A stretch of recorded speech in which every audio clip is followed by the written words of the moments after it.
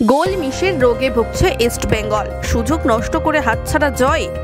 চলতি আইএসএল এর play of এর রাস্তা আরো কঠিন হচ্ছে ইস্ট বেঙ্গলের। আবারও একাধিক সুযোগ হাতছাড়া, ফলে জয় থেকে বঞ্চিত হলো লাল হলুদ বাহিনী।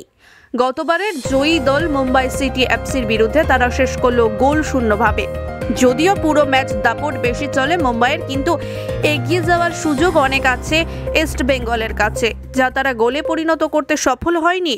ম্যাচের প্রথম মিনিট থেকে ইস্ট বেঙ্গলকে চাপে ফেলতে শুরু করে মুম্বাই। লাগাতার তারা প্রবেশ করে তাদের পেনাল্টি বক্সের কাছে, যদিও গোলকিপার দুর্দান্ত কিপিং মুম্বাইয়ের গোল করা থেকে রুখে দেয়। অতিথিদের কাছে কয়েকটি সুযোগ আসে, তবে সেগুলি কাজে লাগাতে পারেনি তারা। দ্বিতীয়ার্ধে দেখা যায় একই চিত্র। ফের পাসিং ফুটবলের মাধ্যমে ইস্ট বেঙ্গলকে চাপে ফেলতে শুরু করে পিটার কেকটির ছেলেরা।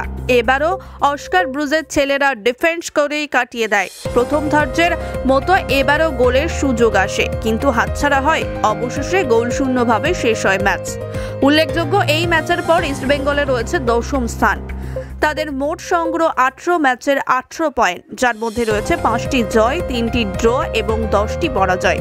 অন্যদিকে মুম্বাই রয়েছে 6ষ্ঠ স্থানে। তাদের মোট সংগ্রহ 18টি ম্যাচে 28টি পয়েন্ট, যার মধ্যে রয়েছে 7টি জয়, 7টি ড্র এবং 4টি পরাজয়। এবার দেখার বিষয় যে দুজনের মধ্যে পরবর্তী রাউন্ডে কে যায়।